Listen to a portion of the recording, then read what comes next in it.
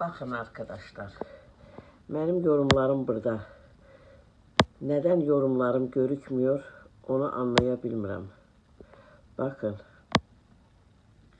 ben kime ne cevap vereceğimi iyi bilirəm.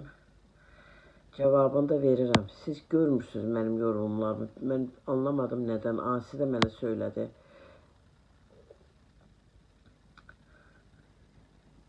Şenay Hanım'a cevap vermişəm, Banu'ya cevap vermişəm.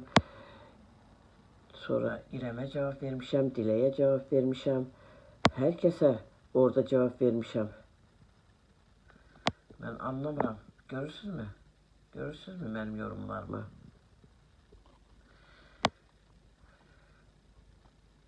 Ama orada gözükmüyor. Ben anlayabilmedim. Bu nedir? Eşim uykuda da dursun. Ona baktıracağım, görüm neden böyledir. Sümüklüğün de cevabını ben vermişim. Siz hiç merak etmeyin. Ama orada gözükmüyor. O benim daha suçum değil. Bakın.